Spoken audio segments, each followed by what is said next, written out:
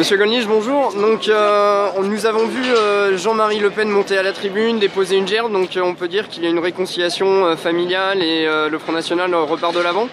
J'espère, parce que je pense que, personnellement, qu'il n'y avait pas beaucoup à redire dans les entretiens que Jean-Marie Le Pen a accordés. C'est vrai, malheureusement, un journal de la droite nationale, Rivarol, mais qui attaque beaucoup Marine et qui l'attaque de façon injuste. Excessive. Nous avons vu un 1er mai animé avec une intervention des Femen. C'est un peu une reconnaissance du système finalement. Oui, ce sont des provocatrices qui bénéficient d'une complicité totale. Hein. Si c'était des militants nationalistes, ils seraient déjà au trou. Mais là, non, ça bénéficie de la bienveillance du système. Il y a un certain nombre de dames, une française, je crois, d'autres ukrainiennes ou autres, qui vont avoir sans doute d'ailleurs une audience égale, si ce n'est supérieure, à celle de l'excellent discours de Marine Le Pen. Mais nous savons comment le système fonctionne. Une soixantaine de conseillers départementaux, malheureusement aucun département pour vous. Cet épisode avec Jean-Marie Le Pen a mis en exergue une ligne chevènementiste et Jean-Marie Le Pen finalement a aussi mis l'accent sur un programme économique. Ne pensez-vous pas que ce programme économique empêche le développement du Front National et de récupérer encore plus de voix à droite des électeurs de l'UMP qui seraient tentés de voter pour vous? Alors, je ne crois pas, parce que notre programme économique n'est pas devenu d'un seul coup collectiviste, contrairement à ce que certains pourraient être tentés de faire croire.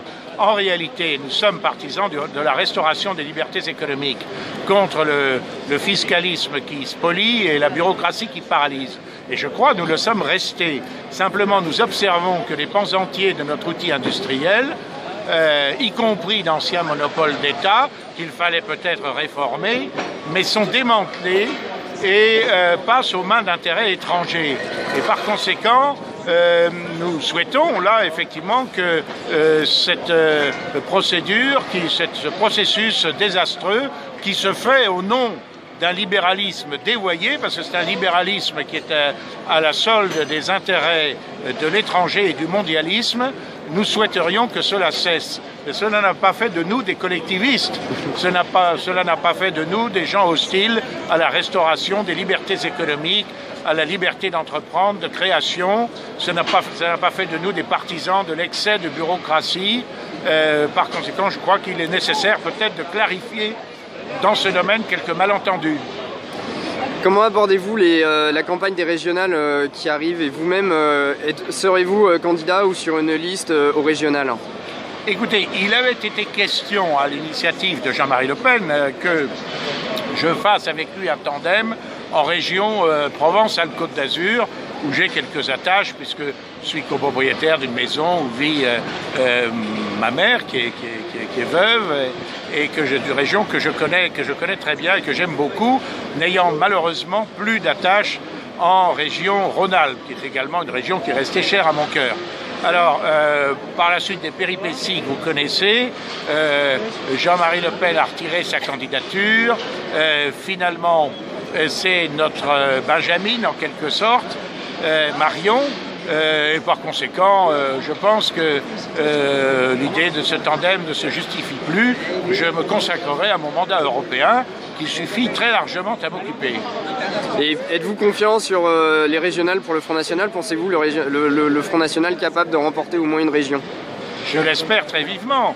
En ce qui concerne les élus départementaux dont vous parliez tout à l'heure, vous vous étonniez peut-être qu'on n'ait pas gagné de département, mais nous partions de rigoureusement rien.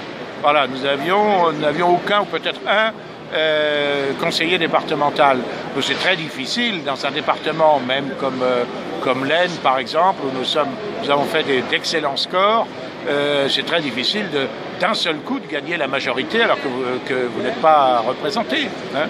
Mais en ce qui concerne les régions, oui, j'espère qu'en région Provence-Alpes-Côte d'Azur, en région Nord-Pas-de-Calais, peut-être même dans d'autres, nous l'emporterons, à moins peut-être que l'UMPS n'apparaisse sous son véritable jour, c'est-à-dire qu'il ne fasse liste commune. Auquel cas, ce serait pour tenter de freiner provisoirement notre ascension qu'il freine donc s'il l'ose notre ascension grandiose, comme dit le chant des Lansquenets. Le problème, c'est que si ces malheureux se coalisent, vous savez, quand on se coalise, on se coagule. Quand on se coagule, on se rétrécit. Et finalement, dans une situation de bipartisme, eh bien, nous finirons quand même par l'emporter. Très bien, merci beaucoup. Merci Monsieur Bonici.